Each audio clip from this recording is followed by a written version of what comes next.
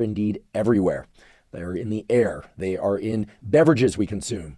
They are lining the inside of soup cans. They are lining the inside of paper cups made to hold hot water, coffee, and tea. And there are a lot of animal data and indeed some human data showing that microplastics, which consist of particles of different sizes, can be very detrimental to our health. At the same time, it's important to realize that as of now, we don't have any causal data linking microplastics to specific human diseases. That said, there's a lot of correlative data, and today we are going to review those correlative data, and most importantly, we are going to discuss the various things that we can each and all do to limit our exposure to microplastics, or at least to facilitate the removal of microplastics from our body. Because, as we'll soon discuss, you have microplastics in essentially every organ and tissue of your body right now, and you are constantly being bombarded with microplastics. So the challenge for me, and indeed for you as well, is to frame this topic of microplastics accurately. It's important that we understand they are out there, they are in us, and indeed they can cause serious issues for our health. However, we also need to take agency. We need to understand how we can limit what's called the bioaccumulation of microplastics in our organs and tissues. And I don't want to be alarmist. Today's episode is not about getting you to be petrified or about developing some sort of hypochondriasis about microplastics. It's designed to inform you about what they are, where they exist in particularly high amounts, and the things that you can do to limit their impact on your biology. Because I think it's fair to say that we are not going to rid the earth of microplastics. They are just too pervasive. Now, the one caveat is that there are certain populations of people, in particular people that are pregnant or people that have young children and those young children themselves, that should really strive to limit their exposure to microplastics. So by the end of today's episode, you can be confident that you'll understand a lot about what microplastics are, the impact that they are currently having, some of the potential impact that people are starting to investigate, and ways that you can limit their negative impact on your brain and bodily health. Before we begin, I'd like to emphasize that this podcast is separate from my teaching and research roles at Stanford. It is, however, part of my desire and effort to bring zero cost to consumer information about science and science-related tools to the general public. In keeping with that theme, I'd like to thank the sponsors of today's podcast. Our first sponsor is Element. Element is an electrolyte drink that has everything you need and nothing you don't. That means the electrolytes, sodium, magnesium, and potassium, in the correct ratios, but no sugar. Now, I and others on the podcast have talked a lot about the critical importance of hydration for proper brain and bodily function. Research shows that even a slight degree of dehydration can really diminish cognitive and physical performance. It's also important that you get adequate electrolytes in order for your body and brain to function at their best. The electrolytes, sodium, magnesium, and potassium, are critical for the functioning of all the cells in your body, especially your neurons or nerve cells. To make sure that I'm getting proper amounts of hydration and electrolytes, I dissolve one packet of Element in about 16 to 32 ounces of water when I wake up in the morning, and I drink that basically first thing in the morning. I also drink Element dissolved in water during any kind of physical exercise I'm doing, especially on hot days if I'm sweating a lot and losing water and electrolytes. Element has a lot of different great tasting flavors of Element. My favorite is the watermelon, although I also confess I like the raspberry and the citrus. Basically, I like all the flavors of Element. If you'd like to try Element, you can go to drinkelement.com/Huberman, spelled drinklmnt.com/Huberman, to claim a free Element sample pack with the purchase of any Element drink mix. Again, that's drinkelement.com/Huberman to claim a free sample pack. Today's episode is also brought to us by BetterHelp. BetterHelp offers professional therapy with a licensed therapist carried out entirely online. Now, I've been doing weekly therapy for well over 30 years. Initially, I didn't have a choice. It was a condition of being allowed to stay in high school. But pretty soon I realized that therapy is an extremely important component to overall health. In fact, I consider doing regular therapy just as important as getting regular exercise, including cardiovascular exercise and resistance training exercise, which of course I also do every week.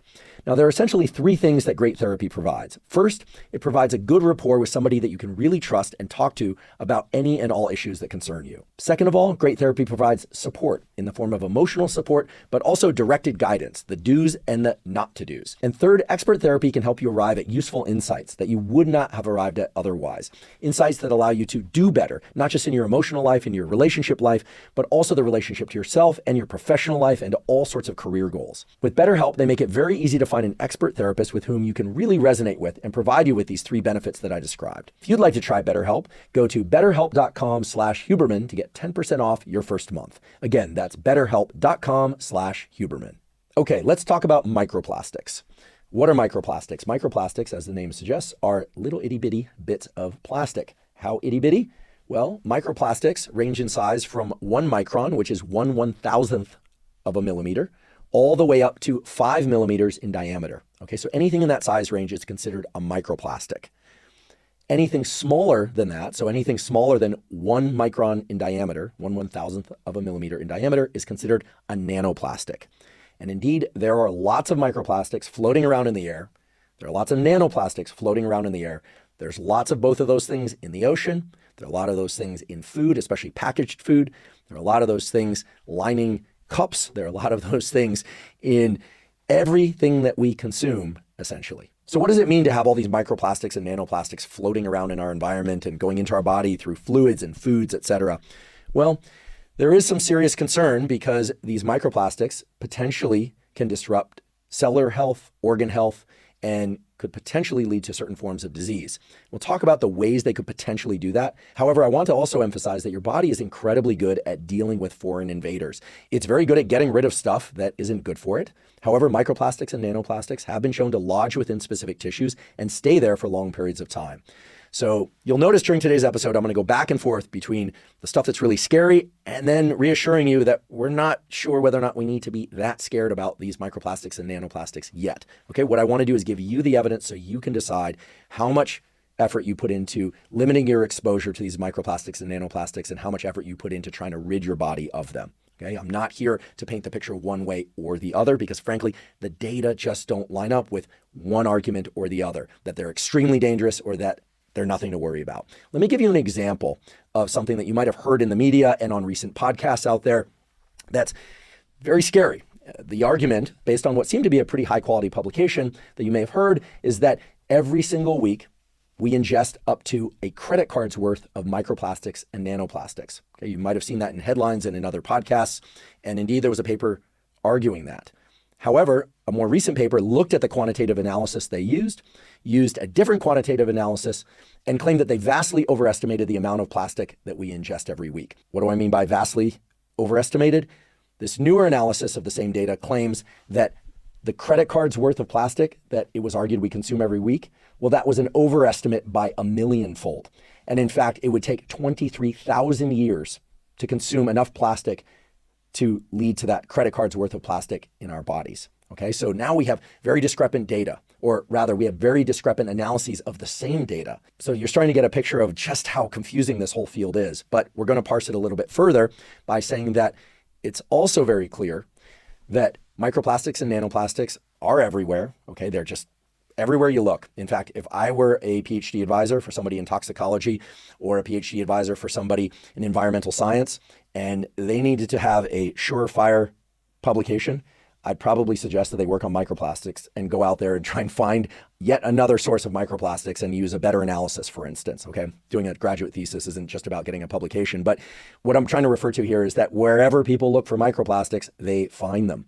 This is true in our environment, and this is true in food, this is true in water, and this is also true for our tissues. So in the last couple of years, there's been an explosion in the number of scientific studies exploring which tissues of the human body, so not just animal models, but the human body, contain microplastics and nanoplastics. Okay, so by examining postmortem tissues, that is tissues from people who are deceased, it's been discovered that there are microplastics and nanoplastics lodged in the brain. So if you take the brain of a deceased adult human, what you find is that they have about 0.5% of the total weight of the brain from microplastics. So this is about a teaspoon of salt or sugar's worth of microplastics. Might not seem like much, but if you think about how little neurons are, a typical neuron will have a cell body. This is the area that contains the nucleus with all the DNA and so forth.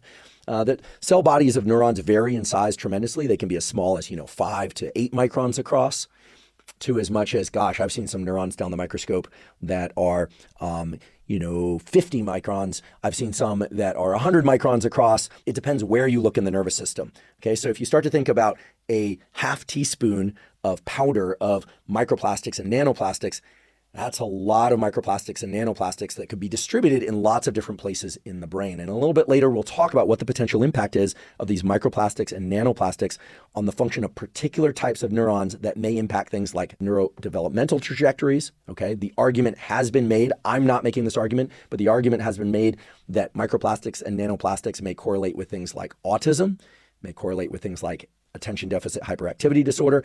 I don't actually believe that the data there are strong enough to make those arguments at all. However, I will tell you that the presence of microplastics and nanoplastics in the brains, that is post-mortem tissue, okay, so deceased people taking the brain, chopping up the brain, looking at it down the microscope and seeing microplastics, and then quantifying the amount of microplastics in different compartments of the brain and distributed across the brain. That is concerning to me in the sense that there's enough of it in there, and the function of neurons in the nervous system is precise enough that you could imagine, given that these microplastics and nanoplastics are lodged in particular categories of neurons that do in fact impact things like reward and motivation, things like movement, etc., that they could be impacting the function of the nervous system, but there's no direct causal relationship, at least not in humans. There's some interesting data in animal models. We'll get back to that a little bit later. So there's microplastics and nanoplastics in brain. You'll find microplastics and nanoplastics in other tissues that have a blood organ barrier. What do I mean by that? Well, the brain is encapsulated in the so-called BBB, the blood-brain barrier. And that's because your brain tissue, because it doesn't turn over across the lifespan, you don't produce many new neurons. There are a few places you produce new neurons, like the olfactory bulb, the dentate gyrus of the hippocampus, a few places, but these are far and few between. Most of your brain tissue that you're born with is the brain tissue that you're going to die with, provided you don't lose that brain tissue through the course of your lifespan, through a head injury or something like that. The neurons you have when you are born actually are far more numerous than the neurons you have at the time when you die. This is important, and it's one of the reasons we have a blood-brain barrier. Nature is very smart. It designed a barrier so that molecules that might be dangerous to the brain can't enter the brain, and that's what the BBB is for. Microplastics and nanoplastics are making it from the bloodstream into the brain. Okay, this is what I mean when I say they can cross the blood-brain barrier. Then if we take a step back and we ask ourselves, what are some other tissues in the body that have a very robust barrier from the blood? Because a lot of things get into the blood, and that's not necessarily good, but it's not necessarily bad if you can excrete those things, right? We have a lot of detoxification mechanisms that include our liver detoxification, etc. But if these particles are getting from the blood into the brain, what are some other tissues that they're getting into that have these thick barriers or these very stringent barriers? As you can imagine, two other tissues that have very stringent blood to organ barriers are the blood testicular barrier. Why would that be? Okay, why would you protect brain? Well, it can't renew. You don't want those neurons to get contaminated with things, so you put a BBB in, a blood-brain barrier. You also put a blood testicular barrier in males. Why? Well, that's where the DNA are. That's where the so-called germ cells are. So you don't want things getting into the testicle and mutating the DNA there, because then those mutated DNA could be passed on to offspring. Guess what? Microplastics and nanoplastics can cross the blood testicular barrier. And in fact, there was a lot of press this last year about microplastics and nanoplastics being present in every human testicle that was analyzed in, or I should say, from postmortem tissue. Likewise, there's a blood follicle barrier in females. Okay, this is where the eggs come from. And microplastics and nanoplastics can cross the blood follicular barrier. So this is why people are starting to get concerned, right? I suppose we shouldn't be so surprised that we're inhaling microplastics, given that they are everywhere. I should mention that there wasn't much plastic around or in use prior to the 1950s. If any of you have ever seen the movie The Graduate with Dustin Hoffman, this is the only time you'll see somebody driving eastward across the Bay Bridge, all right, from San Francisco toward Berkeley on the top deck. It actually runs in the other direction. They shut down the Bay Bridge. That's in The Graduate. And the other thing that's in The Graduate is this famous scene, if you're old enough like me to remember the movie The Graduate. Dustin Hoffman's lying in the pool. It's after his graduation. He's lying in the pool. He doesn't really know what he's going to do with his life. And this guy comes up to him and he says, the future is plastics. And it became this kind of famous line or pseudo-famous line. Now, that movie takes place at a time when plastics were really booming as an industry. And indeed, polyethylene, polyurethane, these plastic materials were developed because they were very durable. They were long-lasting. In fact, they are not biodegradable. They're not broken down very easily, if at all, and certainly not within biological tissues. These plastics went from essentially non-existent in the 1940s and prior to in pretty much everything involved in manufacturing, okay? Even in different aspects of surgical implants and things of that sort. So plastics are indeed everywhere, and that started in the 1950s, hence that line from The Graduate. So it's not surprising that microplastics and nanoplastics would get into our body, right? If they're everywhere in our environment and we're inhaling them all day, then of course they'll get into our lungs, and then they're small enough they can get into our bloodstream. But as I mentioned, the body has these cleansing systems or these detoxification systems to remove things, but they're not removing the microplastics, or at least not all of them, from brain, testicle, and follicle.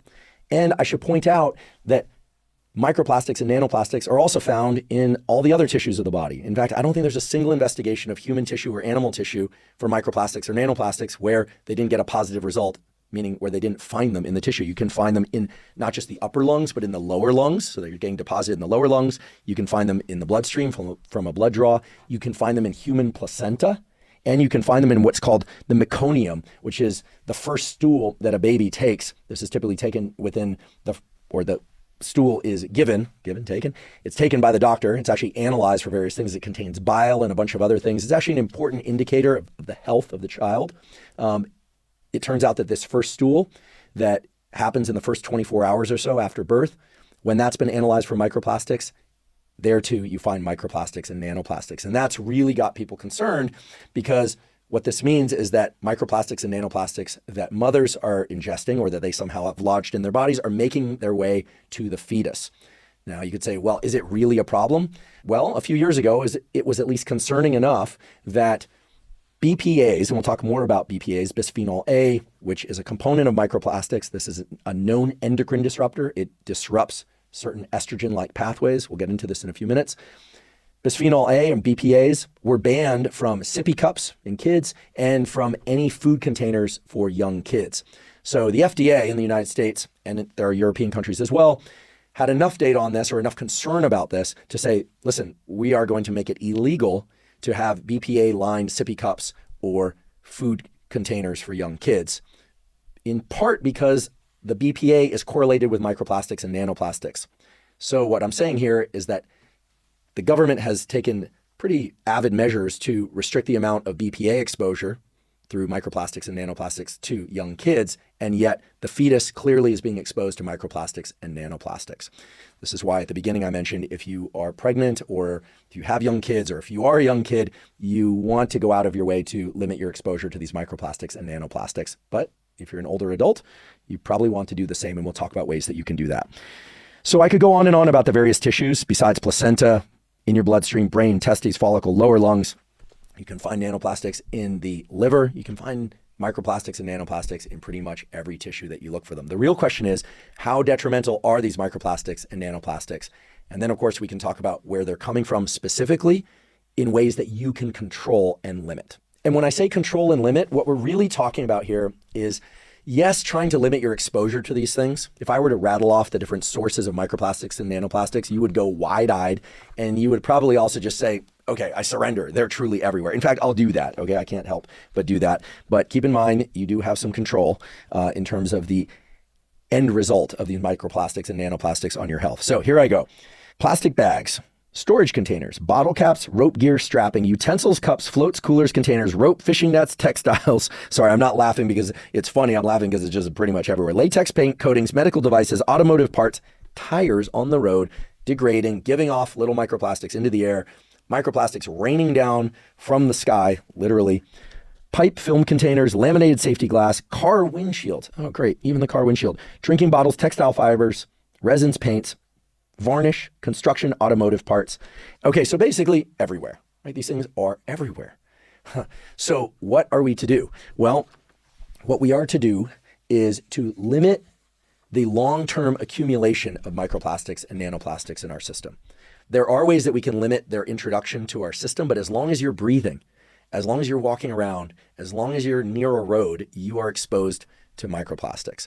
So until there's a huge movement to make better tires that don't degrade as quickly, or to create filters in our home environments that remove the microplastics, which frankly, I think both of those things are not reasonable expectations, at least not in this lifetime. Well, until then, what you can do is you can try and limit their entry and accumulation into your body. So rather than list off all the ways that you can limit so-called bioaccumulation of microplastics and nanoplastics at the beginning or at the end of today's episode, I'm going to intersperse them at times that are relevant to what I just discussed about how microplastics get into our system and the tissues they are lodged in. So I'll tell you right now that a few ways that you can really do yourself a service in limiting your exposure to microplastics is to limit your consumption of water from plastic bottles. Okay, that might seem kind of obvious, but check out these data. This is pretty wild. There was an analysis of the number of microplastic and nanoplastic particles in bottled water, and it was estimated that there were about 30,000 of these particles per liter of water. Okay, and those data stood for quite a long time.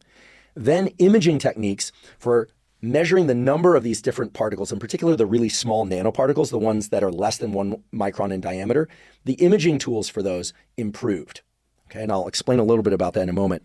And there was a paper published in the Proceedings of the National Academy of Sciences in 2024 that showed that the amount of nanoplastic in particular, but microplastic and nanoplastics that are present in bottled water was actually vastly underestimated in that previous study. Rather than 30,000 particles per liter, the reanalysis with better methods showed that it was anywhere from 110 all the way up to 400,000 particles per liter. And the average was 240,000 particles per liter. So that means that the amount of microplastics and nanoplastics in bottled water is actually much, much higher than we initially thought. And a very simple way to limit your exposure to microplastics and nanoplastics is to avoid drinking water from plastic bottles, in particular plastic bottles that have been heated up. Now you might say, well, I don't heat up my plastic water bottles. Right, but you don't know what happened to those plastic water bottles en route to the store you bought them at, or en route to your refrigerator, right? They could have sat in the back of a hot truck. They could have sat in the back of a loading dock, any number of different things. Now, this is not to say that if you drink the occasional water out of a plastic bottle that you're going to harm your health. I'm absolutely not saying that. However, it's pretty clear that there's a lot of microplastics and nanoplastics that are completely avoidable, at least avoidable in terms of your ingestion of them, in plastic water bottles. So it makes sense to me why you would want to avoid those. Also, as a consumable that's not very reusable, I suppose you could reuse those plastic bottles, but most people don't. At least they don't use them for very long. They get pretty flimsy pretty quickly.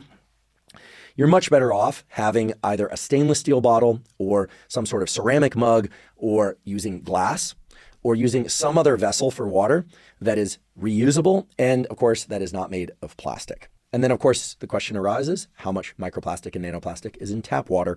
And it turns out there's quite a lot of it. Now, it varies according to location, but there are ways that you can get those microplastics and nanoplastics out of your tap water. The best way turns out to be a little bit expensive, admittedly, and that's to use a reverse osmosis filter. So reverse osmosis filters will get rid of all the microplastics and nanoplastics. Of course, it will also remove some key minerals from the water. So you'll have to remineralize that water. If one looks at the price of reverse osmosis filtration systems, they're not cheap. They can range anywhere from $300 to $500 or even $600 for a home unit. And many of those units will remineralize the water. So basically it takes the water, cleans out the microplastics, nanoplastics, and a bunch of other bad stuff that you don't want. And then it's going to remineralize the water so that you're getting enough minerals in your water. Now, if you look at the cost of a reverse osmosis filter, I, like you, kind of go a little wide-eyed, like, oh, that's a lot of money for water. But if one thinks about the total amount of money one spends in a given year on plastic bottled water that we consume and then, throw away essentially the bottles, or even bottled water from glass bottles. I've gotten in the habit of trying to drink water from glass bottles. And when you go out and you buy those, you feel better that you're not consuming a lot of microplastics and nanoplastics, but they are very expensive. So the costs probably line up pretty well. And when I did that analysis, I realized, well, actually the home reverse osmosis filter with remineralization actually will save on costs, provided that one is good about filling glass bottles or stainless steel bottles with that water and making sure to, when you leave the house, to take those bottles with you. Again, I don't think it's possible for everyone to avoid all consumption of water from plastic bottles. That's just not reasonable to expect, right? You don't want to be that person that's carrying around water everywhere you go, to friends' houses, at dinner, etc. I don't think we need to be that concerned about the amount of microplastic and nanoplastic in water sources. And certainly you wouldn't want to avoid drinking water from plastic bottles to the point where you dehydrate yourself or put yourself at risk. I'm not trying to create that kind of concern here. What I'm trying to say is, if you are concerned about microplastics and nanoplastics and you really want to limit your exposure, one of the best ways to do that is to limit your consumption of water from plastic bottles. And because microplastics and nanoplastics are present in tap water, you're going to need some way to remove those microplastics and nanoplastics from your tap water if you're very concerned about them. I'm not here to say everyone should do this. I'm certainly not saying that. I'm saying that if you are concerned about microplastics and nanoplastics, and we'll talk about some of the reasons one might want to be concerned about them, well, then installing a reverse osmosis filtration system on your home water might be a good idea. And it's likely to save you costs if you look at it in comparison to buying disposable bottles of water. Now, there are a lot of other ways besides drinking water from plastic bottles that microplastics and nanoplastics make their way into our system. And I can list off many of them, but I'm trying to create a hierarchy here of the things that are potentially the major sources and the ones that we can most easily avoid and that are likely to save us costs overall. So one thing that's very clear is that there's a lot of microplastics and nanoplastics in sea salt. Who would have thought? But then you think about it and it's like, well, this stuff is getting out into the ocean. There's a lot of plastic in the ocean. It's a super depressing scene when one sees the pictures of all the plastic floating out there. In fact, there's a book that I read in preparation for this episode. Gosh, it was so depressing, but important for me to read. Maybe you want to read it as well. It's quite good, although it will be a bit of a downer. The title of the book is A Poison Like No Other: How Microplastics Corrupted Our Planet and Our Bodies by Matt Simon. And I listened to this book, and gosh, it really convinces you that there's microplastics everywhere, both on land, in the air, and in the ocean, unfortunately. And of course, sea salt comes from the ocean. So a simple solution to this is, if you're going to use salt, and I'm a big fan of salt, not overdoing it, but salt has its role, right? It's a wonderful substance, both for sake of taste and for sake of health. I did an episode about salt.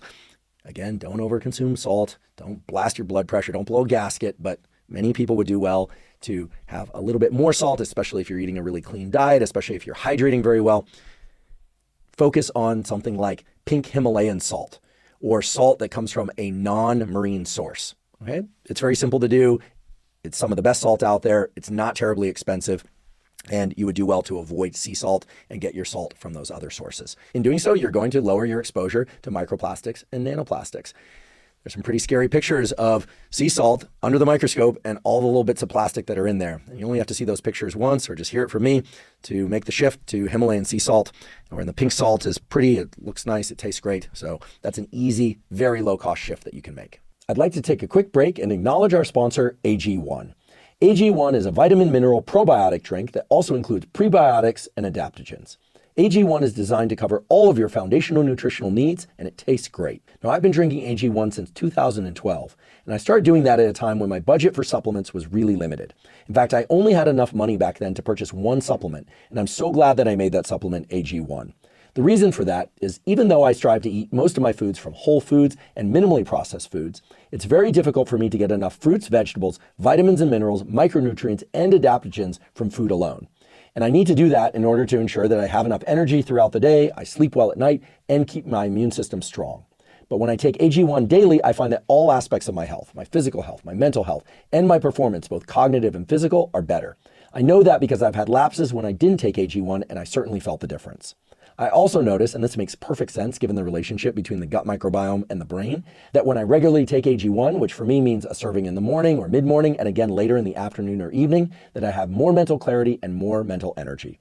If you'd like to try AG1, you can go to drinkag1.com/Huberman to claim a special offer. Right now, they're giving away 5 free travel packs and a year's supply of vitamin D3 K2. Again, that's drinkag1.com/Huberman to claim that special offer. Okay, so we've talked about bottled water sources and filtering your water. We talked about sea salt. Another major source of these microplastics that was very surprising to me is from the lining of canned soup.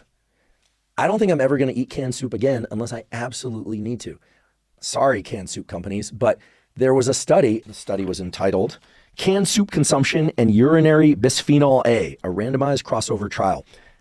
I'll describe a little bit more about what bisphenol-A is a little bit later, but bisphenol-A is a known endocrine disruptor. It mimics estrogen in ways that can activate or block estrogenic pathways. So it messes up hormone pathways, either by activating them or blocking them. It can also bind to androgen receptors, potentially, and cause some issues there. Bisphenol-A, or BPA, is not a good thing. Turns out there's lots of it in the lining of soup cans. The reason is, soup tends to be a little bit fatty. So even if you get the non-fat soup, it tends to have some lipid in there, and it also has some acidity to it. And the lining helps maintain the flavor and the freshness of the soup in those cans. In this study, what they did is they gave people either fresh soup or canned soup for 5 days. Then they did a so-called 2-day washout where they took a break from soup, and then they reversed the conditions. I'll cut to the chase here because the conclusion of this study is wild. What they found was that consumption of 1 serving of canned soup daily over the course of 5 days, here I'm quoting by the way, was associated with more than 1,000% increase in urinary BPA, in bisphenol-A. Now that's urinary BPA, so people are excreting it. I want to emphasize that. But 1,000-fold increase in BPA from canned soup, I don't know. I'm not alarmist, but I only have to read this once. Think about my love of canned soup. Not that great. Done. I'm not eating canned soup again unless I'm absolutely starving and I need some soup very, very badly. My suggestion would be, unless you have a powerful reason to consume canned soup, don't consume canned soup. The one caveat being that if you can find canned soup that does not have any BPA, that is, it says no BPAs, on the container, well then go at it. Have as much canned soup as you want. But I should be very clear that a lot of canned products now say no BPA, but they contain other endocrine disruptors, and the amount of microplastics and nanoplastics in those soups is still unknown. So part of my hidden motivation of this episode, and perhaps the motivation of other podcasters in the health space that are talking about microplastics now, and by the way, Dr. Rhonda Patrick did a really wonderful podcast about microplastics just recently. We didn't coordinate. That's why we both ended up doing it roughly at the same time. We talked about it afterwards and chuckled about that. I guess, we're both interested in some of the same themes, of course. One of the perhaps hidden agendas is that some of these food manufacturing companies and beverage manufacturing companies will start to include more thorough descriptions on their labeling of what is and is not contained in the various products such as canned soup and water, et cetera. Not just no BPAs, but hopefully some of the other things that are problematic that we'll talk about in a moment, such as BPS, which is another endocrine disruptor. So if you see no BPAs, sometimes there's still BPS in there. Okay, we'll talk about BPS, as well as phthalates, which are something that make plastic and other containers more durable and more flexible. And phthalates have been discussed by people like Dr. Shana Swan, who will soon be a guest on this podcast and has shown up on other podcasts, talking about how phthalates are known endocrine disruptors in development and likely in adulthood as well. So I guess my push for you to never consume canned soup again might be a little bit harsh. That's just my decision. Here's what I'll do. I'll make a bargain with the canned soup companies. If you all start putting a more thorough description about what is and is not contained in those soup cans, all right, not just no BPA, but is there truly also no BPS? Are there no phthalates, et cetera? Then maybe I'll make the move back to canned soup. And of course, most of you have probably heard that you're not supposed to microwave plastic containers. Now, you'll see microwave safe on a number of different containers. That just means that it's not going to melt in the microwave. It does not mean that you aren't being exposed to microplastics and nanoplastics and BPAs, BPS, phthalates, etc. So in general, it's a good idea to avoid putting any kind of plastic into the microwave, at least if you're going to microwave food and then consume that food. The other surprising, at least to me, source of BPAs and BPSs, so these endocrine disruptors and microplastics and nanoplastics, that's very robust is paper cups. Goodness gracious, I would have thought paper cups are safe. But you know those paper cups that you put hot liquids into and they often have a plastic lid? Well, even if they don't have a plastic lid on them, the lining of the paper cup, which makes those cups durable when you put hot liquids in there, like hot coffee or hot tea, well, that contains typically, unless it says no BPA and no BPS, it contains lots of BPA and BPSs, microplastics, nanoplastics. And so putting hot liquids in there, actually there was an analysis that showed that if liquid that's heated up to 100 degrees Fahrenheit is put in those containers, it starts to leach out, it starts to pull those microplastics, nanoplastics, BPAs, and BPS from the cup linings. So the other day I went across the street and bought a cup of coffee. Of course, they sold it to me in a paper cup, and I thought, oh goodness, I forgot to bring my mug, and my travel mug, my stainless steel mug, or my ceramic mug. Did I not purchase the coffee? No, I'd already ordered the coffee. I didn't walk back. What I did is as soon as I got back, I took the coffee and I poured it into a ceramic mug. So I'm not extremist. I'm not somebody who's going to completely avoid these things, but in the future, I'll try and remember to bring my mug over. Some places even give you a little discount on your coffee. So again, these are cost-saving approaches. You're certainly limiting or reducing the amount of waste that you're creating in the world. So that can only be a good thing, okay? And the plastic lids, probably a good idea to avoid drinking through those plastic lids too often. Again, I want to emphasize, I'm not one of these people that's going to freak out about drinking a hot liquid through a plastic lid. These microplastics and nanoplastics are everywhere. We're consuming them all the time. We can remove them from our body. And later we'll talk about ways that you can accelerate or increase the amount of removal of them from your body. But if we're just a little bit more conscious about how they get into our body, and we're a little bit more conscious about the elevated costs and the elevated amount of trash that's going to recycle into landfill and so on, probably a good idea to just bring your mug with you, your travel mug with you. Try and make those mugs and travel mugs ceramic, stainless steel, or some other vessel that doesn't contain BPAs or BPSs. Before we move on to talk about what happens when microplastics and nanoplastics make it into, say, the testicle or the brain, like what the consequences of that is and are, I want to just briefly return to something that I flew past a while ago, and that's the analysis of microplastics and nanoplastic particles that are in bottled water. Remember, initially it was thought to be 30,000 particles per liter. Then later it was discovered using better techniques that it's actually more like 240,000 on average particles per liter. How did that huge discrepancy in data arise? Now, I realize this is not a data analysis discussion, but I want to talk about this just briefly because it illustrates for you something really important about science, which is as tools for measurement get better, so does our understanding about what's going on in our brains and bodies. And it's a very simple and kind of cool thing related to light. So you can imagine that the first paper was looking under the microscope at a drop of water taken from a bottle that was plastic and then imaged the number of little plastic particles in there. You'd say, well, there's a particle, and there's a particle, and there's a particle, and there are tools that can count those particles. Well, what if you have two particles that are really close together, right? If you recall, microplastics are anywhere from 1 micron in diameter all the way up to 5 millimeters in diameter, but nanoplastics are less than 1 micron in diameter. So how do you know that when you see a clump of stuff under the microscope in that drop of water, that you're looking at one big piece of plastic versus thousands and thousands of little pieces of nanoplastic, or even just much smaller pieces of microplastic? Well, it has to do with what's called the point spread function, and I don't really want to get into this in too much detail, but basically when you shine light on something, you get kind of a little hill of light, if you will. There's a peak at the center, and then it kind of drops off with distance. The reason why the numbers jumped from 30,000 to 240,000 is not because the researchers got much better, it's because the tools got much better, okay? There are new imaging techniques, and I'll put a reference to this for those of you that are into this kind of stuff, entitled Rapid Single Particle Chemical Imaging of Nanoplastics by SRS Microscopy. Okay, pretty nerdy stuff, but it's fun if you're interested in light and how light can illuminate things and show detail or not detail. But basically, what we're realizing is that there are a lot more particles of plastic in different tissues, in different things that we're ingesting, et cetera, because we're getting better and better ways of separating those clumps of light into lots of little clumps of light and realizing, oh, that looked like one particle, right? Remember, it's particles per liter.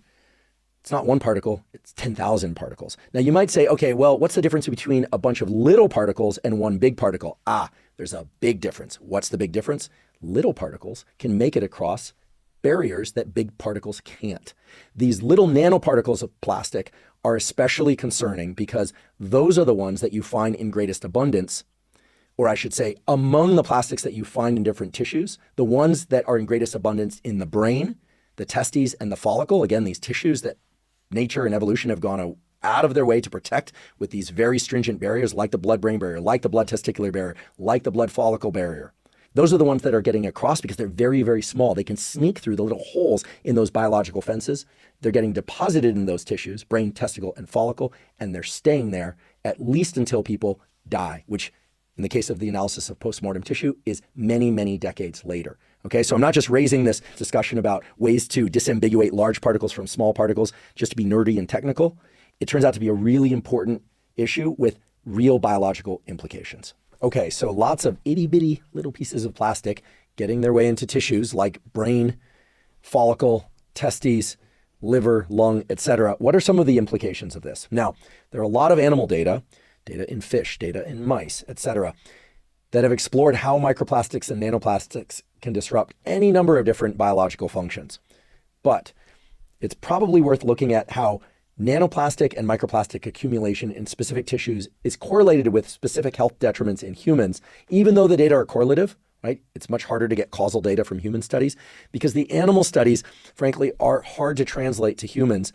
In this case in particular, because a lot of the features of animal biology, while similar to human biology, humans are animals, but you get the point, they don't correspond so easily when looking at microplastics and nanoplastics for the following reason. Let's say you have a little fish. That fish is a couple centimeters long, and it turns out there's, about an aspirin's size of microplastics and nanoplastics in that fish when that fish is analyzed post-mortem. You'd say, okay, well, that's kind of a lot, right? An aspirin's worth in or an aspirin size batch of microplastics and nanoplastics in that little fish. And then you look in humans and you realize, okay, well, there's more microplastics and nanoplastics, but not that much more. How much of a detriment is there really going to be? Can you look at the study in the fish, seeing, for instance, and this has been demonstrated, that you have disruption in neurological pathways, the formation of those pathways, like brain development is altered, reproductive function is altered, et cetera. It's hard to translate. We don't really know what it means in terms of humans. So we'll turn to the correlative data in humans, and I'll look to the strongest data, at least that I could find out there. And there are kind of three major cases that I think are worth highlighting. The first one is that there was a study done in humans. This was published in 2021. It was published in the Journal of Environmental Science and Technology that found much higher levels of microplastics in the stool samples of people that were diagnosed with irritable bowel syndrome. Okay, irritable bowel syndrome is very disruptive to people's well-being. There isn't an obvious cure for irritable bowel syndrome, although some people find relief by improving their gut microbiota, by limiting body-wide and gut inflammation through any number of different things, improving sleep and eating a low-inflammation diet, et cetera. This is something that I'll probably cover in a future episode of the Huberman Lab podcast. Gastrointestinal challenges, that is. So I want to be very clear, there was no direct causation established, but it was clear that there were higher levels of microplastics found in the stool tissue coming from people who had irritable bowel syndrome than in individuals who did not have irritable bowel syndrome. And while no study is perfect, they included a number of important controls in the experiment to control for age range and some other features. So it's reasonable to assume that the accumulation of microplastics in the gut or somewhere along the GI tract had somehow led to or related to irritable bowel syndrome. Okay, now you could also imagine the reverse. This is very important to understand. You could also imagine that people who had irritable bowel syndrome perhaps are less good at filtering microplastics and nanoplastics from the food and liquids they consume than are people who don't have irritable bowel syndrome. So the causality, if it exists at all, could run in either direction or both. Nonetheless, I think it's an interesting study. And if you're somebody who suffers from gastrointestinal distress, such as irritable bowel syndrome or otherwise, I think you'd be wise. Indeed, all people would be wise, but I think you'd be especially wise to take into consideration some of the to-dos and not to-dos that I'm covering during today's episode, such as avoiding consuming water from plastic bottles, some of the stuff we talked about earlier, avoiding canned soup and other BPA, BPS containing containers and things of that sort, or things that come from those containers. The other area where there was some really interesting correlative data relates to reproductive function and hormone health. And this is where we can start to get into a bit more detail about BPAs and BPSs and phthalates and some of their roles in disrupting endocrine, that is hormone pathways. So there's a study I'll put a link to in the show note captions that's entitled "The Urinary Phthalate Metabolites are Associated with Decreased Serum Testosterone," so that's in blood, in men, women, and children. Okay. This is an interesting study for a number of reasons. First of all, it emphasizes something that everybody should know, which is that testosterone plays key roles in men, women, and kids, okay? It is not the case that testosterone is just present in men and boys. It's also present in women and girls, and it plays an important role in everybody, okay? It's involved, of course, in some of the things that we normally associate with testosterone, such as muscle mass, bone density, strength, etc. But testosterone can be converted to estrogen. Testosterone is involved in libido in both men and women. It's involved in brain development in boys and girls, in genitalia development, and on and on. So it's an important hormone. And it was clear from this study that elevated levels of phthalates, that is, phthalate metabolites, are associated with lower testosterone levels in all those populations. They point out, quote, that the strongest and most consistent inverse relationships between level of phthalates and testosterone, that is, elevated phthalate metabolites, lower testosterone, were found among women ages 40 to 60 years. And this is very important. If you saw the episode that we did with Dr. Mary Claire Haver on perimenopause, menopause, she emphasized that perimenopause, menopause, which typically sets in somewhere between one's late 40s and 60s. Okay, there's huge variation there, sometimes as early as one's 30s. That would be early, however, more often in one's 40s and 50s, sometimes as late as 60s. Involves reductions in estrogen, but also in testosterone. And this has major implications for creating less feelings of vigor, lowered libido, less recovery from exercise, and other life stressors and things of that sort.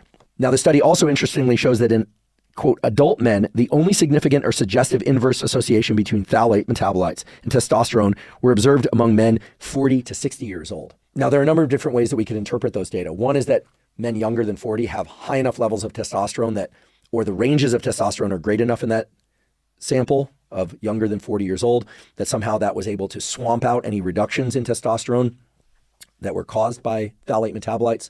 Or rather, that once men get from 40 to 60 years old, that there's somehow a vulnerability of the testosterone pathways to phthalates, or, and none of these are mutually exclusive, of course, that the phthalates had built up in those men's system over a number of years, and then were having their major effects on those men between 40 and 60 years old. I do find it interesting that the major effects were observed in both men and women 40 to 60 years old. And the interpretation of those data that makes the most sense to me, at least, is that there's a cumulative effect of these phthalates over time that reveals itself, at least statistically, in men and women once they reach 40 to 60 years. So what are these phthalates? Well, these phthalates are things that are included in plastics that house liquids and foods that we eat or that we cook with, or that simply exist in our environment and are getting broken down and that we're inhaling and then are making their way across the blood-testes barrier, blood follicle barrier, or into any number of other tissues. Those phthalates are there, of course, to make plastic more flexible and durable, but they are known endocrine disruptors. Dr. Shana Swan has done beautiful work showing that young animals and potentially humans who are exposed to phthalates from things like pesticides in particular can actually have a fairly major disruption in what's called the anogenital distance, okay? Withhold your chuckles. The distance between the penis and the anus in people that have been exposed to phthalates, or mothers of boys that have been exposed to phthalates, those boys are born with a shorter penile to anal distance. Okay, typically it's of a certain distance, and there's a correlation with reduced anogenital distance. That is a external marker. Okay, it's not that that itself is necessarily a bad thing. That's not what we're saying here, but that's an external marker that can be measured in mice, and there are some studies that are exploring that in humans as well, that correlates with a number of other things, including lower sperm counts, reduced sperm motility, and things of that sort. Likewise, BPAs, the bisphenol-A and BPS, are known endocrine disruptors. I talked about this a little bit earlier. They're known to bind to estrogen receptors, so they mimic estrogen. Sometimes they activate those estrogen receptor-dependent pathways, so they literally mimic estrogen.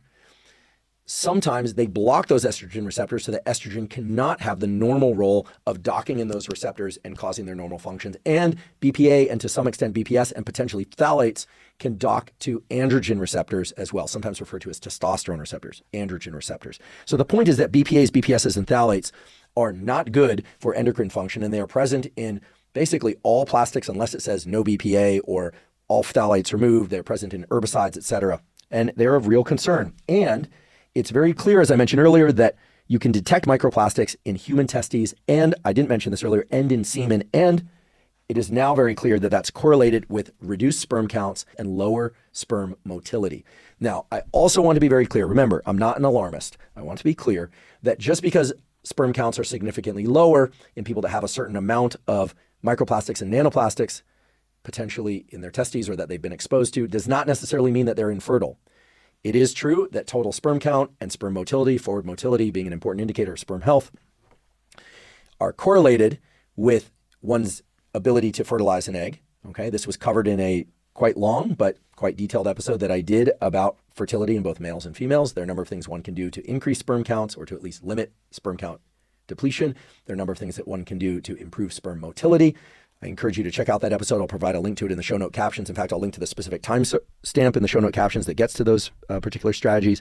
But the point here is that microplastics and nanoplastics are found in human testes, and that's correlated with reductions in sperm count and reductions in sperm motility. I'd like to take a quick break and thank one of our sponsors, Function. I recently became a Function member after searching for the most comprehensive approach to lab testing. While I've long been a fan of blood testing, I really wanted to find a more in-depth program for analyzing blood, urine, and saliva to get a full picture of my heart health, my hormone status, my immune system regulation, my metabolic function, my vitamin and mineral status, and other critical areas of my overall health and vitality. Function not only provides testing of over 100 biomarkers key to physical and mental health, but it also analyzes these results and provides insights from top doctors on your results. For example, in one of my first tests with Function, I learned that I had too high levels of mercury in my blood. This was totally surprising to me. I had no idea prior to taking the test. Function not only helped me detect this, but offered medical doctor-informed insights on how to best reduce those mercury levels, which included limiting my tuna consumption, because I had been eating a lot of tuna, while also making an effort to eat more leafy greens and supplementing with NAC and acetylcysteine, both of which can support glutathione production and detoxification, and worked to reduce my mercury levels. Comprehensive lab testing like this is so important for health, and while I've been doing it for years, I've always found it to be overly complicated and expensive. I've been so impressed by Function, both at the level of ease of use, that is getting the tests done, as well as how comprehensive and how actionable the tests are, that I recently joined their advisory board, and I'm thrilled that they're sponsoring the podcast. If you'd like to try Function, go to functionhealth.com/Huberman. Function currently has a wait list of over 250,000 people, but they're offering early access to Huberman Lab listeners. Again, that's functionhealth.com/Huberman to get early access to Function. Today's episode is also brought to us by 8 Sleep. 8 Sleep makes smart mattress covers with cooling, heating, and sleep tracking capacity. Now, I've spoken many times before on this podcast about the critical need for us to get adequate amounts of quality sleep each night. That's truly the foundation of all mental health, physical health, and performance. And one of the best ways to ensure that you get a great night's sleep is to control the temperature of your sleeping environment. And that's because in order to fall and stay deeply asleep, your body temperature actually has to drop by about 1 to 3 degrees. And in order to wake up feeling refreshed and energized, your body temperature actually has to increase about 1 to 3 degrees. 8 Sleep makes it incredibly easy to control the temperature of your sleeping environment by allowing you to control the temperature of your mattress cover at the beginning, middle, and end of the night. I've been sleeping on an 8 Sleep mattress cover for nearly 4 years now, and it has completely transformed and improved the quality of my sleep. 8 Sleep has now launched their newest generation of the Pod cover, the Pod 4 Ultra. The Pod 4 Ultra has improved cooling and heating capacity, higher fidelity sleep tracking technology, and even has snoring detection that will automatically lift your head a few degrees to improve your airflow and stop your snoring. If you'd like to try an 8 Sleep mattress cover, go to 8sleep.com/Huberman to save up to $350 off their Pod 4 Ultra.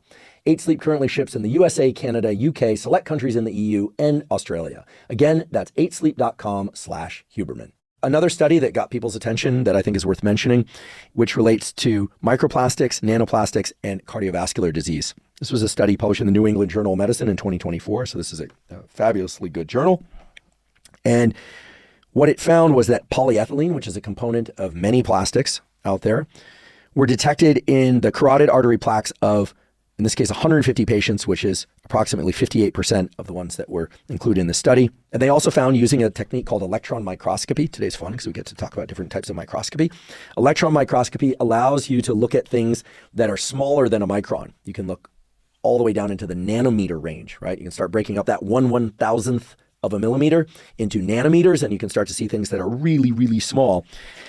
And in this study, electron microscopy showed that there were these little jagged edge foreign particles among the plaque macrophages of these cardiovascular plaques. Okay, macrophages are part of the immune system. These are cells that go in and try and eat things up. They're kind of like little ambulances. Later, we're going to talk about microglia, which are the brain's resident macrophages, or macrophages, depending on where you live and how you like to pronounce it.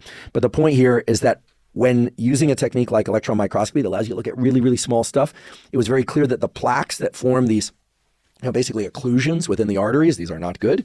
This is one of the reasons you want to eat properly and do cardiovascular exercise and take great care of yourself, etc. Electron microscopy made very clear that there were little plastic foreign jagged particles deposited in some of these plaques. Now, were they the cause of these plaques? Did they contribute to some of the occlusion caused by those plaques? Unclear. But it's reasonable to assume that they form part of the physical substrate that could occlude blood flow through these arteries, which of course leads to cardiovascular events, which of course are not good. So I'll put a link to the study in the show note captions. Again, these are correlative studies in humans. Correlative studies are only that, they're just correlative, but I'm trying to provide a patchwork of things that suggest that it would indeed be a good idea to try and limit your ingestion, or at least facilitate the removal of microplastics and nanoplastics from your system. Another reason to do that relates to the so-called PFASs, okay? These are a group of chemicals, sometimes referred to as the quote-unquote forever chemicals, because they are very long-standing once they get into your system. These things have names other than PFAS, which is an acronym, things like perfluoroalkyl, things like polyfluoroalkyl. I don't know how good my pronunciation of those is, but if you look up the PFASs, you'll see that these things are known to cause liver damage. They can damage the immune system. They are considered forever chemicals because they are not broken down. They last forever. Then again, some of the other components of microplastics and nanoplastics are also known to last forever. So you're starting to get a picture of these little tiny bits of plastic, some tinier than others, depositing themselves in our tissues. They're everywhere out there. They are most prominent in certain sources, but they're going to get into our system. Now, does that mean that we can't get rid of them? No, we absolutely can get rid of them. In fact, we have a number of different ways that we get rid of toxins and foreign invaders in our body. Some of those include the immune system, right? Even if you have just some sort of foreign object like a splinter, your immune system has a reaction to that. Typically, you get some pus around it, some inflammation, and that pus and inflammation is part of the process of isolating that foreign intruder, that splinter, and then eventually creating some tissues that extrude it or allow you to extrude it. You, of course, also have what's called your adaptive immune system, which doesn't just react to the presence of something foreign, but creates antibodies, which can combat that, and so on and so forth. So your body has these, frankly, miraculous ways of dealing with foreign intruders of different sorts. But it does seem that microplastics and nanoplastics can deposit themselves in their tissues and stay there. Does that mean that you don't have any chance of getting them out? No. You have a liver. Your liver, yes, it contains microplastics and nanoplastics, very likely if you've been alive for any amount of time, but it also has what's called phase 1 and phase 2 detoxification processes that allow you to break down and get rid of certain foreign products, including microplastics and nanoplastics. So let's talk about liver detoxification and some of the things that can facilitate liver detoxification that you actually have control over. Okay, so let's talk about liver detoxification. The liver is such a cool organ. It does so many cool things. It's not just about detoxification, by the way. It does all sorts of things related to blood clotting. It's just an amazing, amazing organ. We should probably do an entire episode about the liver and not just eating liver. I'm not a fan of eating liver. I do it every once in a while because I'm told it's nutritious. But let's talk about the living, functioning liver. There are two types of liver detoxification processes, okay? So this is not about detoxing your liver. Okay, you may hear about detoxing your liver. That's a whole other discussion that I don't want to get into, at least not here. There's type 1 and type 2 liver detoxification. Okay, there's type 1, so-called phase 1 liver detoxification, is also called the oxidation phase. It involves something called cytochrome P450 enzymes. Okay, so enzymes are involved in the breakdown of different things. It converts toxins into less harmful components that ideally are excreted from the body. Okay. Type 2 or phase 2 liver detoxification. Again, this is not detoxification of your liver. This is detoxification by your liver. Is also called the conjugation phase of detoxification. It involves enzymes that attach molecules to toxins. Okay. It makes those toxins water soluble and easier to excrete from the body in the form of urine. Okay. It neutralizes reactive intermediates from phase 1. Okay, so phase 1 and phase 2 detoxification work together. During phase 2 of liver-controlled detoxification is where toxins are broken down and those broken down components are prepared to be removed from the body. Okay, it is thought that the liver plays a primary role in the removal of microplastics and nanoplastics, BPAs and BPSs. And by the way, I realize I didn't say this earlier and I should have. These BPAs and BPSs are sometimes chemical components within the microplastics and nanoplastics. They sometimes attach themselves to the microplastics and nanoplastics. I should have said that earlier, forgive me. The microplastics and nanoplastics can act as what are called vectors or carriers of things like BPAs, BPSs, phthalates, and forever chemicals. Okay, I should have mentioned that earlier. So type 2, that is phase 2 of liver-controlled detoxification, is where these toxins that are in the body and potentially these microplastics themselves and nanoplastics themselves are not necessarily broken down, because some of those things can't be broken down, but where they are prepared to be excreted from the body. And we have some degree of control over phase 2 of liver-controlled detoxification. Again, I'm calling it liver-controlled detoxification so that this doesn't get misconstrued as detoxing your liver, which frankly is a very controversial topic and may not be possible at all, although simply by saying that I'm probably going to get attacked. But here we're just talking about your liver's ability to break down and remove things from your body that you frankly don't want in your body. One way that you can enhance phase 2 liver-controlled detoxification processes is by increasing your intake of something called sulforaphane, which is present in cruciferous vegetables such as broccoli and cauliflower. Now, is there enough sulforaphane in cruciferous vegetables such that you could eat reasonable amounts, that you wouldn't have to overeat cruciferous vegetables in order to get this enhancement of phase 2 liver detoxification processes? Potentially, yes. The animal studies that were carried out, so this would be in rodents like rats, used supplemented sulforaphane at dosages that were comparable to the amounts of sulforaphane that a human might ingest from a large serving of broccoli or a large serving of cauliflower. So this could be a few cups of raw broccoli or raw cauliflower, although frankly, if you're like me, that basically translates to gastrointestinal distress. I can't tell you how many times I've gone to a party and there's some broccoli and cauliflower, maybe with some dip or something like that. I usually avoid the dip because I'm not really into dips, but we'll have a few pieces of broccoli and boy, does that disrupt my gut. I don't know about you. And most things don't disrupt my gut. That's not something that I struggle with. I prefer to cook broccoli and to cook cauliflower. If you cook broccoli and cauliflower lightly, okay, so you don't just, turn into a complete mash. You don't boil it such that a lot of the nutrients are leached out into the water around it. So if you do sort of a light boil or a steam or something like that, or you pan cook it, maybe in some olive oil. This is making me hungry, by the way. You'll still maintain the sulforaphane in those cruciferous vegetables, meaning it'll still be beneficial to you. Now, some people, including me, don't tend to eat that many cruciferous vegetables. I don't know why. I just somehow don't make it a point to shop for them enough. I ought to. For people like me, or perhaps you're in the same boat, you can supplement with sulforaphane. And what you'll find is that it's sold by various companies and it's available at a quite wide range of dosages. You'll see, for instance, 2 products similarly priced. One product will contain 50 milligrams of sulforaphane. The other product will contain 225 milligrams of sulforaphane. Now, if you go to what I consider a really excellent website for thinking about and evaluating this kind of stuff, which is examine.com. I've talked a lot about this site on the podcast before. On examine.com, they talk about the translation of the rodent studies to humans. And here's what they say. They say supplementation of 0.1 to 0.5 milligrams per kilogram of sulforaphane in rats has been noted to be bioactive, okay, just bioactive. They're not getting specifically at removal of microplastics or nanoplastics. And they translate that to a human dose of, okay, if you're a 150-pound person, then that's going to be anywhere from 1.1 to 5.5 milligrams for that 150-pound person. If you're a 200-pound person, that's approximately my weight. I think right now I'm sitting somewhere around 215, so about 100 kilograms, 215, I don't know, somewhere in there. I haven't stood on a scale in a while.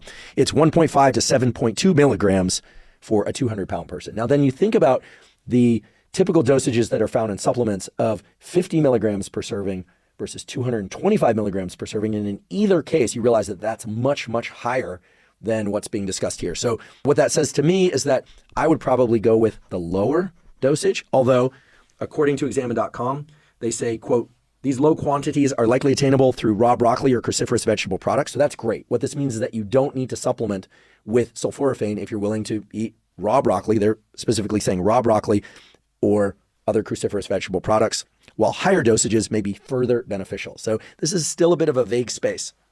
I realize there's some discrepancies in what I'm describing here. I said you could lightly cook the broccoli or cauliflower. That's my read and understanding of sulforaphane, that it's not broken down at low temperatures. But perhaps you just decide to eat it raw if you can bear it. I can't, so I don't. You could supplement it if you choose. What dosage? Well, that depends on your weight.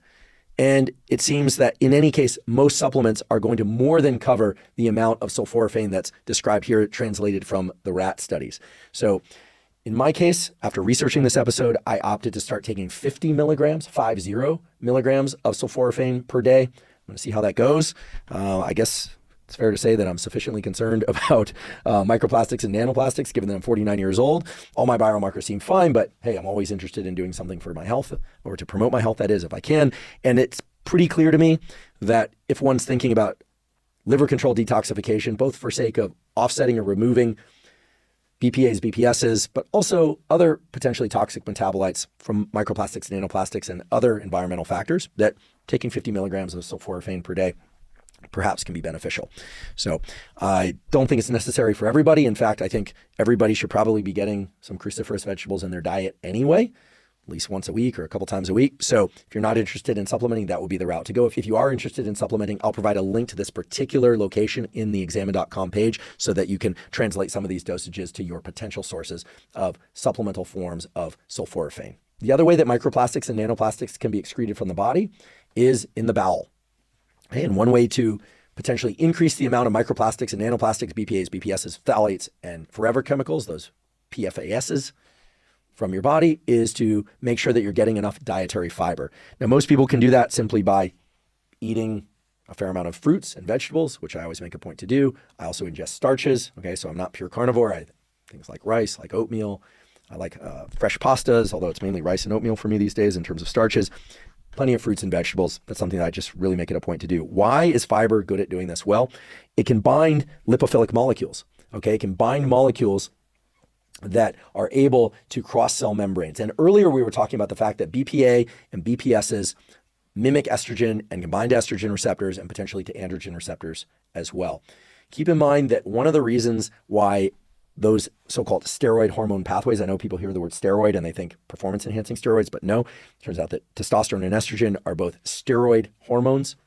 One of the reasons those are interesting is that because of their structure, they're able to bind cell surface receptors and have effects on those cells. They are also able to pass through, okay, the hormones. Okay, here I'm not talking about BPAs and BPSs, but the hormones, testosterone, estrogen, can actually get to the nucleus of cells and can control gene expression. These steroid hormones, testosterone and estrogen, work in a very coordinated fashion to create what we call secondary sex characteristics, which are the characteristics of the external body and brain changes and internal changes all over the place, right? Ovaries, testes, etc., that are what underlie what we call puberty. And that's because these molecules can actually control gene expression. So when we talk about these molecules like BPAs and BPSs impacting these pathways like estrogen and androgen pathways, this is serious stuff, because what you're doing is you're potentially activating or blocking pathways that are involved not just in the function of those cells, but actually the genes that those particular cells express. And this is particularly concerning for any kind of hormone-dependent cancers, right? It's perhaps not surprising to you based on what you now know about how hormones work with gene expression, et cetera, that Many tissues that turn over cells a lot, such as the testes, right? Producing sperm pretty much throughout the lifespan. The follicle and eggs, right? Breast tissue, right? These are common sites of cancer. Okay, there are other cancers that can form, of course, in other tissues like the pancreas and brain, et cetera. But tissues that turn over quite a bit because of the involvement of the cell cycle and because cancer is, among other things, a dysregulation of the cell cycle and an overproduction of cells that we call tumors. Those are pathways that are particularly vulnerable to endocrine or hormone disruption. And this is why there's additional concern about microplastics and nanoplastics, perhaps increasing cancer rates, in particular in tissues like the ovary, in particular the testes, in particular any tissue where there's a lot of cellular turnover. So the point here is that eating broccoli, eating cauliflower, potentially supplementing with sulforaphane. Here I'm summarizing a bit what I talked about earlier. Avoiding drinking water from plastic bottles, maybe getting a reverse osmosis filter, avoiding those diabolical canned soups. I had no idea about these canned soups. Or ensuring that the canned soups that you're eating are safe in the ways that we discussed earlier. Avoiding sea salts. Avoiding, I'm throwing a few other things in here that I haven't mentioned yet, avoiding non-stick pans, trying to cook mainly with cast iron or ceramic and making sure that those are BPA, BPS, and PFAS free. Just look at the packaging, do a little bit of homework there. And get this one. This is a really surprising one, or at least was surprising to me. Carbonated water, okay, mineral waters. A few years ago, there was an analysis of different popular forms of carbonated water, which is sold in glass containers, okay? It turned out that Topo Chico, which I past tense, happened to love, Topo Chico had 9.76 particles per trillion of these PFAS, these forever chemicals, okay? That was an analysis done in 2020. Perrier, 1.1. San Pellegrino, 0.31. So we're comparing 9.76 versus 1.1 versus 0.31, which tells me I'm avoiding Topo Chico. I might even avoid Perrier. I'll probably drink San Pellegrino. I'll probably buy a Perrier and drink a Perrier every once in a while. I'm not crazy about carbonated water. By the way, this was an analysis by Consumer Reports, and it caught some attention such that the Coca-Cola company, which makes Topo Chico, said that they were going to fix this problem. And they claimed, okay, I don't know if they've done this, all right? I don't want to get the folks at Coca-Cola angry with me. Coca-Cola claimed that by 2023, they were going to cut the amount of these particles in half, but that would still make them 4.5 parts per trillion, still much higher, at least 4 times higher than any of the other brands. So I have to be direct. I'm just speaking from my own experience and choices. Until I see data that Topo Chico has reduced the amount of these foreign contaminants to basically less than 0.31, I'm going with San Pellegrino or Perrier. Okay, I don't tend to drink a lot of mineral water, but given that you're ordering it in a glass container, that is, given that these things are not particularly cheap, right? And that you have choices, you could either decide to avoid carbonated water altogether, or if you're going to be smart about it, you probably want to avoid the ones that contain more of these foreign contaminants because of their ability to get lodged in different tissues in your body. So that was very surprising to me that you would have these forever chemicals in carbonated water. What it tells us is that the water going into those products contains either microplastics, nanoplastics, PFAS from other sources or something. And so I think that we should all be aware of this. If you're going to drink carbonated water, probably going with a Perrier or San Pellegrino would be better than going with Topo Chico, because even though they've halved the amount of these forever chemicals in there, it's still quite high.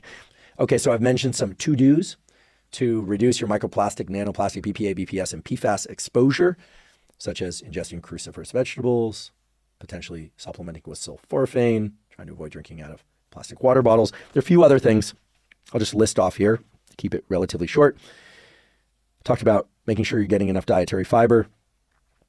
I talked before about using a glass or steel vessel and reverse osmosis water, using Himalayan salt, avoiding sea salt. The other thing that you can do, and I mentioned using cast iron and ceramic as opposed to non-stick cookware whenever you can. And if you're going to microwave food, making sure that you're doing that on plates or in containers that does not or do not contain plastic of any kind, even if it says microwave safe.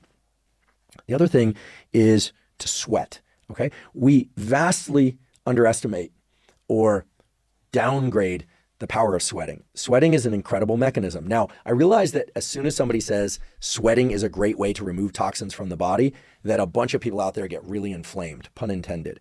I'm not saying that. What I am saying is that there are a number of different ways for foreign products to leave the body, including urine, feces, but including sweat. Okay, so I'm not saying that's going to detox you completely. That's not what I'm saying. Okay, I don't fall into that camp. However, there are a number of beneficial aspects to sweating.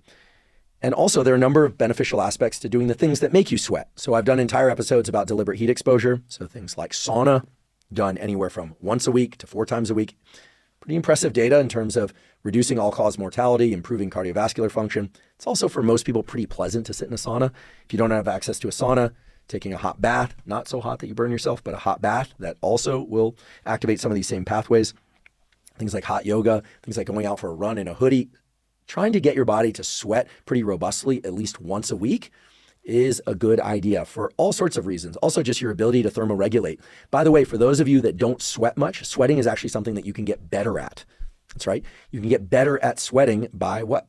By sweating, by exposing yourself in safe ways to heat. And I talk about that in the deliberate heat exposure episode. We also have a newsletter on deliberate heat exposure. I'll put links to those in the show note captions. And those explain safe ways to encourage sweating. Why am I talking about this? Well, sweating may help remove some of the things that are attached to microplastics and nanoplastics that can act as endocrine disruptors. It's very, very unlikely that the microplastics and nanoplastics would actually be removed as whole particles in sweat. I think that's very unlikely, frankly. What's more likely is that the microplastics and nanoplastics aren't really getting removed from or broken down within our body at all. They're getting lodged into these different tissues, but the stuff that's on them and in them is potentially causing some of the biological harms that we've talked about. And so removing those more robustly is what sweating is about. It's what consuming cruciferous vegetables is about, and so on and so forth. So those are a few more to-dos. The other two don'ts, or I should say don'ts, are things like avoiding consumption of packaged food or food that's packaged in plastic. Now, this is tough to do. You know, I love berries, for instance. I love blueberries. I'm what you call a drive-by blueberry eater. If there's blueberries in a bowl, I just kind of like sweep them up like by the fistful. So if there are blueberries on the counter, you're probably not getting very many. I'm getting most of them. I love blueberries, but I noticed that I was starting to accumulate, and of course I recycle those blueberry containers that are those plastic containers. One way that you can avoid plastic packaging is go to farmers markets, bring your own bags, bring your own baskets. I love that at the farmers markets, they have those cardboard containers. Of course, some of you may be shouting, wait, but those are colored green and the coloration is a problem and they have the microfibers with the, yeah, true, but probably better than plastic containers that they use now in the grocery store for pretty much every fruit and vegetable. Okay, so the solution is either farmers markets or trying to bring your own bags to the grocery store. I know this is starting to sound kind of hippy dippy, but these little things make a big difference over time. You're reducing your plastic waste. You're reducing the amount of plastic exposure of the fruits and vegetables you eat. This can correspond to a real difference in the number of microplastics and nanoplastics and the bad stuff that comes with them that you ingest.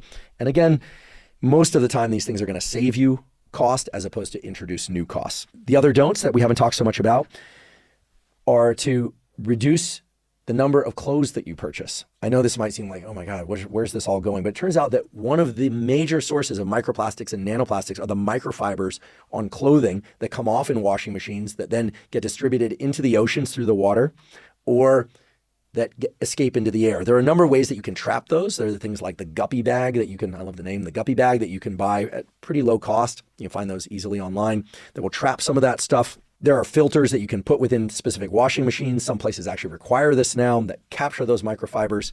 These microfibers, when I first heard about them, I thought, oh goodness, we're really talking about microfibers in clothing? Well, just, I don't know, wear 100% cotton clothing. But then you find out, because I read this book, this scary book, and it is scary. It does kind of bum you out when you start reading this stuff, that when you read A Poison Like No Other, How Microplastics Corrupted Our Planet and Our Bodies, you find out that so much of the waste that exists in landfills is clothing that people have discarded, and there was nothing wrong with that clothing. The clothing has dyes, it has little microfibers, the stuff gets into the environment, gets into the oceans. Here's the simple solution to all this. It turns out that we replace far more clothing than we need to. Okay, this is actually a great relief to me because I love few things more in terms of clothing anyway. The feeling of a t-shirt that I've worn many, many times and it's really, really soft and kind of worn down. That kind of distressed look t-shirt, even though that might be fashionable to some people it's not. I love the feeling of a really worn down, soft t-shirt, even the ones that have a little bit of, sort of jagged toothing along the collar. Now, some people might loathe that. They only want the pristine t-shirt that, is super crisp. That's not me. I know I own a few of these black button-down shirts, and indeed, the same ones. I use them over and over again. I do own a fair number of them, but I use the same ones over and over again.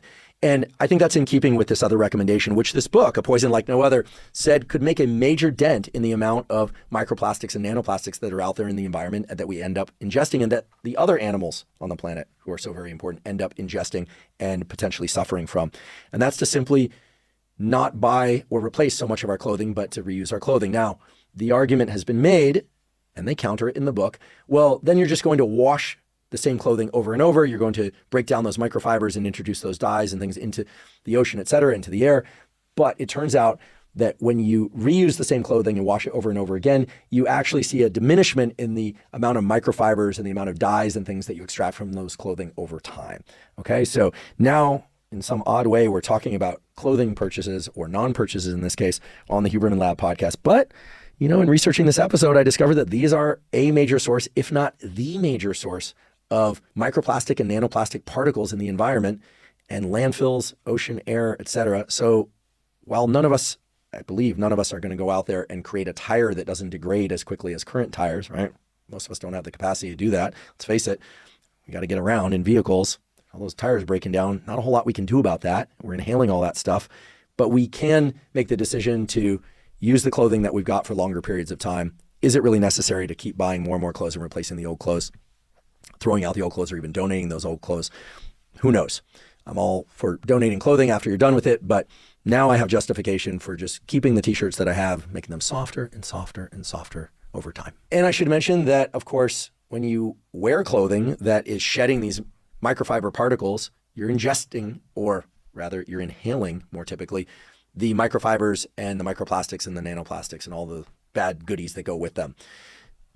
As I say that, I think we need to be fair about what that means and what it doesn't mean. I personally just don't see myself going around and looking at labels, finding only 100% cotton with no microfiber shedding, no dyes, et cetera. I mean, there are a lot of things that are now introduced to even 100% cotton clothing that make them a little bit more water and stain resistant. It's very, very difficult to find such sources of clothing, right? I know they're out there, but they're very difficult to find, and they're quite costly in many cases. If you happen to know of some true low-cost versions of those things, please put those in the comment section on YouTube. But I think we have to be realistic here. Plastics were introduced in the 1950s. They are everywhere. They are in our clothing. They are in tires. They are in medical devices. They're just everywhere. The point of this discussion today is not to try and eliminate plastics. I don't think that's reasonable. I don't even think that would be useful relative to the incredibly powerful use of plastics in just about every industry. There's always a trade-off with these sorts of things, and I acknowledge that. What I'm talking about is trying to limit your exposure and trying to buffer yourself against this bioaccumulation in ways that can protect your endocrine system, protect your brain, protect your cardiovascular system, protect your liver, protect the organs and tissue systems of your body so that you can thrive as much as possible. So there are some other not to-dos or things to avoid. Microwave popcorn turns out to be a major source of these things. Basically, any bag or container, can, bag, or plastic that has a lining that prevents oily stuff from staining it and getting through, such as microwave popcorn, very likely is a source, or I should say a rich source, of microplastics, nanoplastics, and endocrine disruptors. Does that mean that if you have some microwave popcorn every once in a while, that's going to screw up your estrogen or testosterone system and make you infertile? No, I don't believe that. These things are all a matter of dosage, exposure over time, and so on. Toothpaste and plastic tubing, another rich source of microplastics, nanoplastics that people ingest, of course, because you're putting it in your mouth. When I did the oral health episode, I talked about some tooth tablets. I've become quite fond of these. I have no financial relationship to the company that makes these, but these are tooth tablets that include something called hydroxyapatite, which is great for the remineralization of teeth, because it turns out your teeth can fill in little cavities that start to form, and overall tooth health. It's also great for travel because, first of all, these things come in a glass jar, so no plastic. You take the tooth tablets, and you just chew them up, and then you brush your teeth. It's great because you don't have to worry about how many ounces is going through the screening process at the airport, because it's not a liquid, it's not a paste, it's a tablet. They're super convenient. I love those. We'll provide a link to those in the show note captions, even though I have no relationship to the company. I'm just a big fan of that sort of thing, the convenience and the fact that it's housed in glass.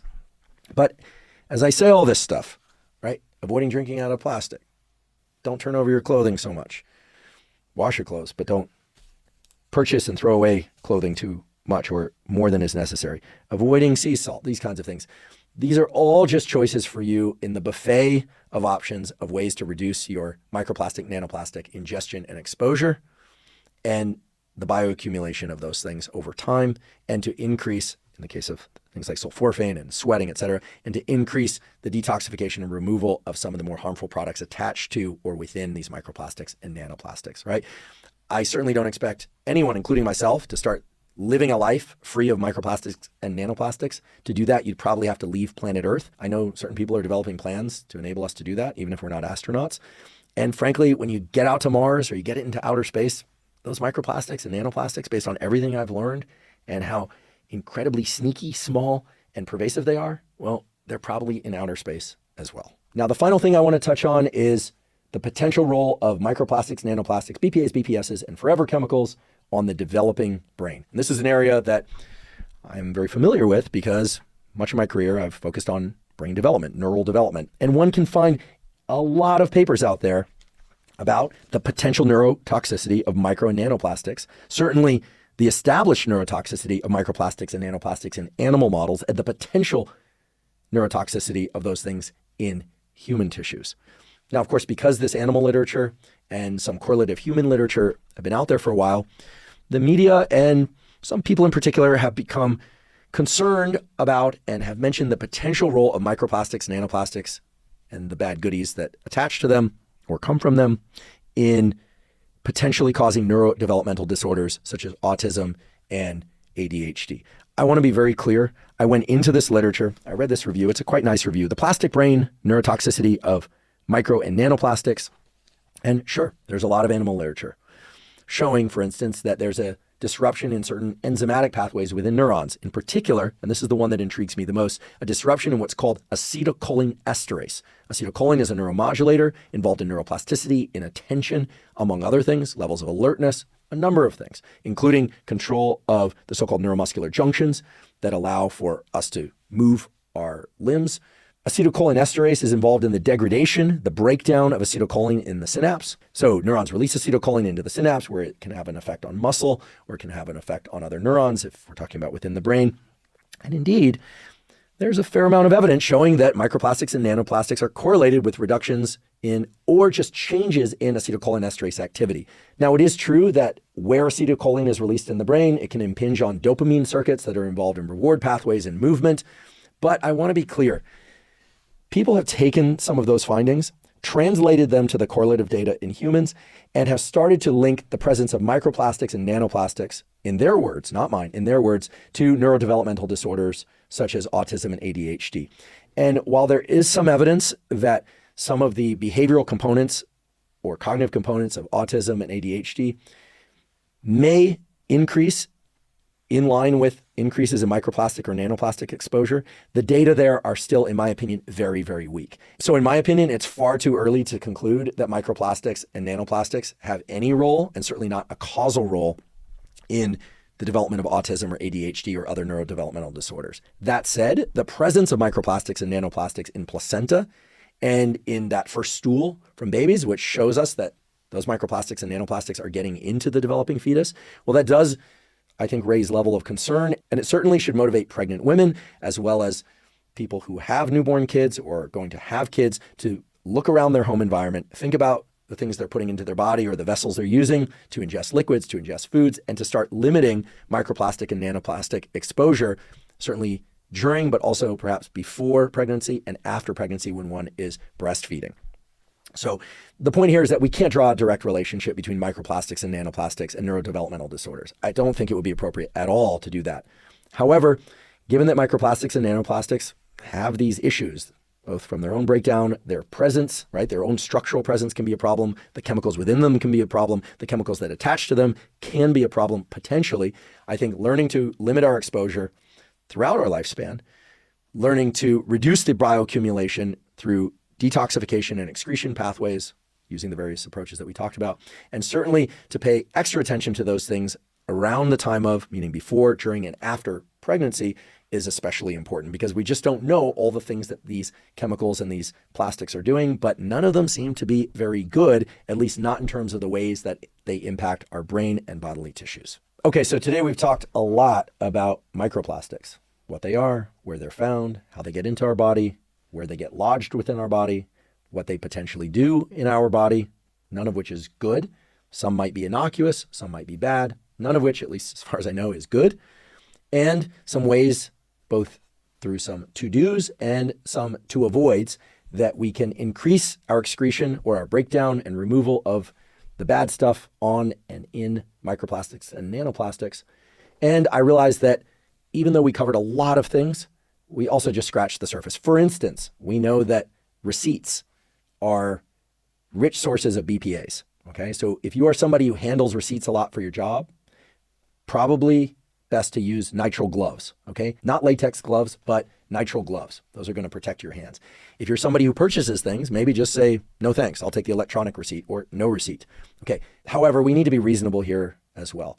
Does this mean that if you touch a receipt that you're going to screw up your testosterone or estrogen? No, but you probably don't want to be rubbing those receipts. And it's very clear that if you use sunscreen or lotions of any kind on your hands, you handle receipts, it can increase the access of those BPAs to your bloodstream. And if you're somebody who handles receipts a lot, well then probably best to use those nitrile gloves. The point here is that there are a lot of different sources of these BPAs, BPSs, PFAS, so-called forever chemicals, microplastics, nanoplastics. I also would just encourage you to do your research. Look at the cans that you drink from. Ensure that they don't include BPAs. Look at the different things that you cook with in your kitchen. Try and cook from cast iron or ceramic. And if you don't, look at the other pans and cans and things in your environment and see what your likely exposure to these BPAs, BPSs, and forever chemicals is, and make choices accordingly. That's what today's episode and frankly this podcast is about. It's about you being informed and making the best choices for your mental health and physical health. If you're learning from and or enjoying this podcast, please subscribe to our YouTube channel. That's a terrific zero-cost way to support us. In addition, please subscribe to the podcast on both Spotify and Apple. And on both Spotify and Apple, you can leave us up to a 5-star review. Please check out the sponsors mentioned at the beginning and throughout today's episode. That's the best way to support this podcast. If you have questions for me or comments about the podcast or guests or topics that you'd like me to consider for the Huberman Lab podcast, please put those in the comment section on YouTube. I do read all the comments. For those of you that haven't heard, I have a new book coming out. It's my very first book. It's entitled Protocols, an Operating Manual for the Human Body. This is a book that I've been working on for more than 5 years, and that's based on more than 30 years of research and experience. And it covers protocols for everything from sleep to exercise, to stress control, protocols related to focus and motivation. And of course, I provide the scientific substantiation for the protocols that are included. The book is now available by pre-sale at protocolsbook.com. There you can find links to various vendors. You can pick the one that you like best. Again, the book is called Protocols, an Operating Manual for the Human Body. If you're not already following me on social media, I am Huberman Lab on all social media platforms. So that's Instagram, X, formerly known as Twitter, Threads, Facebook, and LinkedIn. And on all those platforms, I discuss science and science-related tools, some of which overlaps with the content of the Huberman Lab podcast, but much of which is distinct from the content on the Huberman Lab podcast. Again, that's Huberman Lab on all social media channels. If you haven't already subscribed to our Neural Network newsletter, our Neural Network newsletter is a zero-cost monthly newsletter that includes podcast summaries as well as protocols in the form of brief 1 to 3 page PDFs. Those protocol PDFs are on things like neuroplasticity and learning,